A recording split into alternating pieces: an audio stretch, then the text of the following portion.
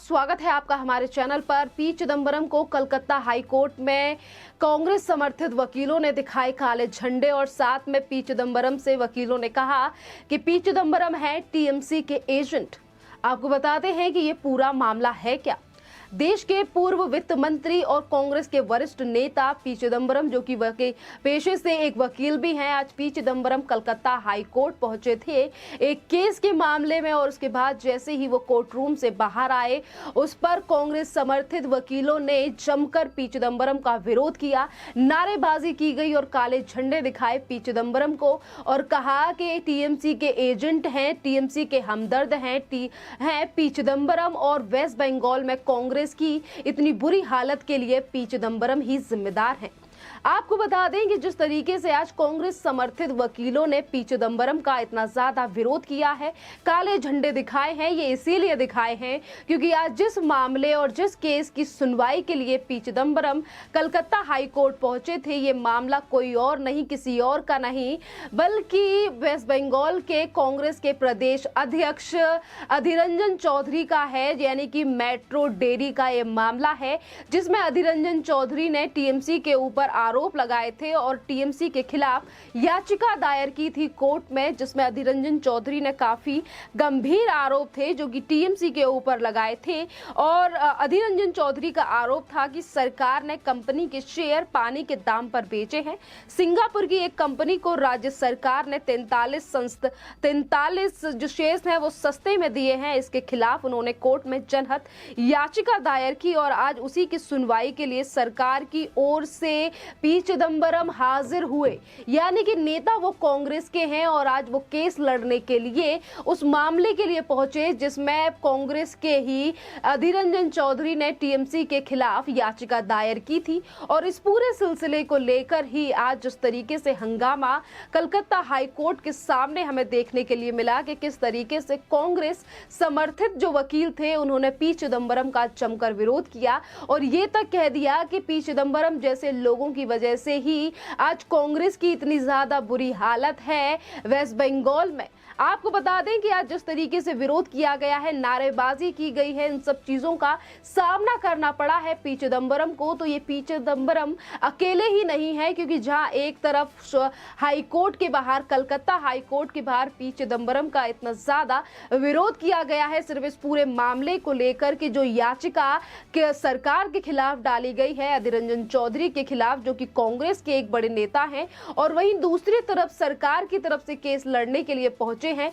P Chidambaram. और इसी को लेकर आज जो गुस्सा फूटा है कांग्रेस समर्थित वकीलों का, जहां एक तरफ वकीलों ने इस पूरे मामले को लेकर हाहाकार मचाया और पी चिदंबरम के खिलाफ नारेबाजी की, तो वहीं दूसरी तरफ सोशल मीडिया पर राहुल गांधी को लेकर भी इसी तरीके की चीजें हमें देखने के लिए मिल रही हैं। जो लोग कह रहे हैं कि वेस्ट बंगाल में और या पूरे देश में आज जो कांग्रेस की इस तरीके से जो बुरी स्थिति है, कांग्रेस आज विलुप्त की कगार पर जा रही है, उसके लिए जिम्मेदार अधीर रंजन चौधरी जैसे नेता नहीं बल्कि राहुल गांधी भी हैं। क्योंकि जिस समय पर 2021 में जब वेस्ट बंगाल में विधानसभा के चुनाव हुए तो राहुल गांधी भी कम नहीं थे और वो भी बहुत ज्यादा बधाइयां दे रहे थे ममता बनर्जी के लिए कि दीदी जीत गई हैं, कांग्रेचुलेशन दीदी। और वहीं राहुल गांधी ने ध्यान नहीं दिया कि किस तरीके से बहुत कम सीटें, यानी कि 2 से 3 सीटों, यानी कि नामात्र वेस्ट बंगाल में कांग्रेस रह गई है। उन चीजों पर ध्यान देने की बजाय राहुल गांधी ममता बनर्जी के लिए कांग्रेचुलेशन बोलते हैं,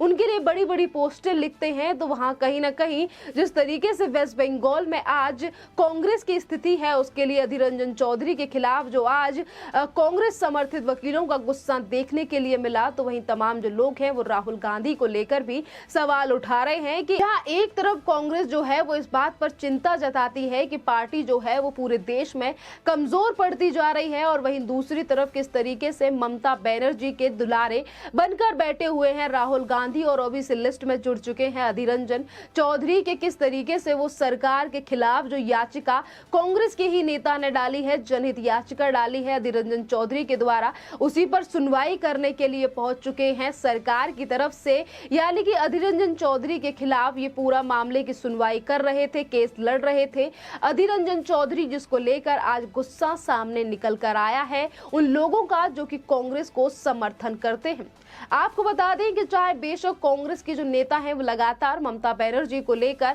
आगे करते रहे और ममता बनर्जी का जो केस लड़ने पहुंचे हैं, यानी कि सरकार की तरफ से अधीर रंजन चौधरी के खिलाफ ममता बनर्जी की अगर हम बात करें 2024 के लिए, तो जहां एक तरफ यूपीए के साथ मिलकर तमाम पार्टियां गठबंधन बनाकर पीएम मोदी को हराने की फिराक में है और वहीं कहीं ना कहीं बीजेपी को बड़ी टक्कर देने की सोच रही है, तो वहीं दूसरी तरफ यूपीए का प्रमुख चेहरा बनना चाहती हैं ममता बनर्जी। और इसी बात को मद्देनजर रखते हैं वो लोग जो कि कांग्रेस को सपोर्ट करते हैं, कांग्रेस के समर्थन में रहते हैं। और आज जो विरोध है वो इसीलिए देखा जा रहा है कि किस तरीके से आज जो कांग्रेस के नेता हैं वो फिर भी टीएमसी के साइड में खड़े हैं, टीएमसी के साथ खड़े हैं। और यही बड़ा कारण है कि देश के पूर्व वित्त मंत्री रह चुके हैं पी चिदंबरम और कांग्रेस के इतने बड़े नेता हैं, आज वो किस तरीके से राजनीति के चलते अपने ही नेता के खिलाफ बयानबाजी करने से पीछे नहीं हट रहे हैं। अधीर रंजन चौधरी के द्वारा डाली गई याचिका पर वेस्ट बंगाल की सरकार की तरफ से अब ये केस लड़ रहे हैं। आपको बता दें कि यहाँ अगर हम पूरी कांग्रेस की बात करें तो कांग्रेस आज पूरे देश में विलुप्ति की कगार पर है। कुछ सालों में देश में लोकसभा के चुनाव आने वाले हैं, जहां एक तरफ कांग्रेस जो है वो 2024 के चुनावों की तैयारी कर रही है, तो वहीं दूसरी तरफ यूपीए का प्रमुख चेहरा बनकर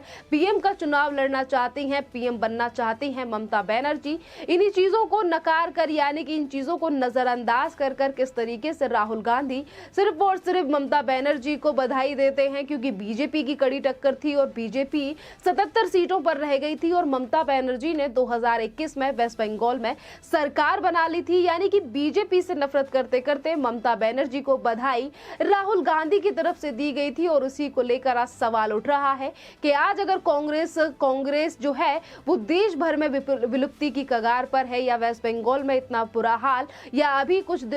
दिन पहले जिस तरीके से 5 राज्यों में चुनाव हुए हैं विधानसभा के, वहां पर क्या हाल रहा है कांग्रेस का, ये सिर्फ इसीलिए है क्योंकि कांग्रेस के पास कोई रणनीति नहीं है। कांग्रेस में हमेशा से ही परिवारवाद चला आ रहा है और इन्हीं सब चीजों के चलते आज कांग्रेस जो है वो विलुप्ति की कगार पर डूबती जा रही है। और इतना बुरा रिस्पॉन्स जो है वो कांग्रेस के लिए लोगों का होता जा रहा है कि कहीं कांग्रेस 2 सीटों पर है तो कहीं कांग्रेस की 3 सीटें आती हुई दिखाई दे रही हैं। पर जहां पर सरकार कांग्रेस की है, यानी कि अगर हम मध्य प्रदेश के अलावा और भी राज्यों की बात करें, जहां पर पहले पंजाब में भी आपकी बार किस तरीके से कांग्रेस को नकार दिया गया पंजाब की जनता की तरफ से, और वहीं आम आदमी पार्टी की सरकार बनी है, तो इन्हीं चीजों को लेकर आज जो कांग्रेस को समर्थन करने वाले लोग हैं वो चिंता बनाए हुए हैं इस पूरे विषय को लेकर। और यही बड़ा कारण है कि आज पी चिदंबरम के सामने इस तरीके से हंगामा मचाया गया, उनके खिलाफ नारेबाजी की गई, काले झंडे तक दिखाए गए पी चिदंबरम को, और ये कहा गया कि पी चिदंबरम जो है वो एजेंट हैं और हमदर्द हैं ममता बनर्जी के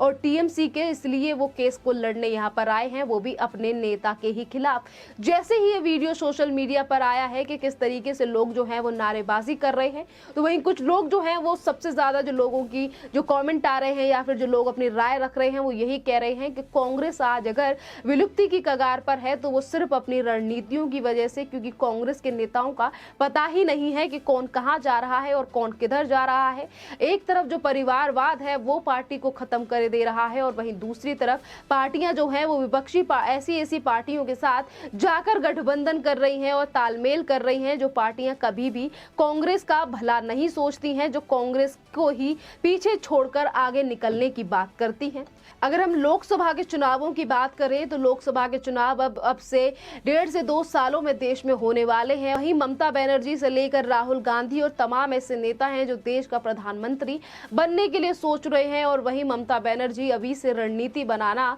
उन्होंने तैयार कर दिया है। तभी वो गैर बीजेपी शासित राज्यों में हर मुख्यमंत्री को चिट्ठी लिखकर हमेशा इस बात का जिक्र करती हैं कि सभी पार्टियों को अब एक एकत्रित होने की जरूरत है भारतीय जनता पार्टी के खिलाफ। तो वहीं दूसरी तरफ कांग्रेस भी अपनी पार्टी को मजबूत करने के लिए अभी कुछ दिन पहले प्रशांत किशोर से भी मीटिंग हुई थी, सोनिया गांधी से लेकर राहुल गांधी और मल्लिकार्जुन खड़गे की कि किस तरीके से कांग्रेस को मजबूती की राह पर लिया जाए, जिसको लेकर चीजों का सुझाव भी दिया था, एक प्लान भी तैयार किया गया था प्रशांत किशोर की तरफ से। पर उसके बावजूद भी आज किस तरीके से कांग्रेस में ये बड़ी फूट है कि अपने ही नेताओं के खिलाफ नेता जो हैं वो चुनाव लड़ रहे हैं, अभिवक्ता हैं। अगर हम कांग्रेस के नेताओं की ही बात करें तो एक उनका पेशा है कि वो वकालत करते हैं, पी चिदंबरम, और वहीं वो अपने ही नेता के खिलाफ, अपने ही नेता यानी कि अधीर रंजन चौधरी के द्वारा जो याचिका दायर की गई थी उन्हीं के खिलाफ जाकर वो मामला लड़ रहे हैं। और इसीलिए आज जो कांग्रेस के समर्थन करने वाले लोग हैं वो पी चिदंबरम से लेकर तमाम उन नेताओं का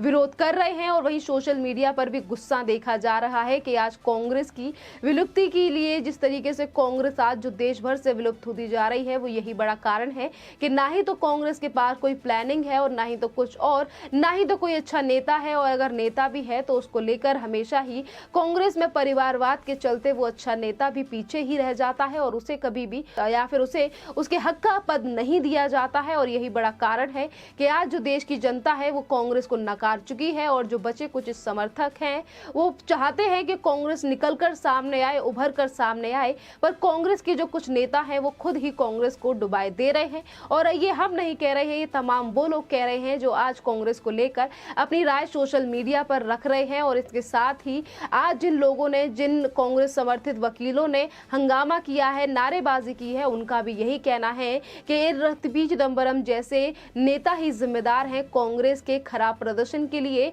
जो कि वेस्ट बंगाल में आज कांग्रेस की हालत है। खैर, इस टॉपिक पर आपका क्या कहना है आप हमें कमेंट करके जरूर बताइए। धन्यवाद।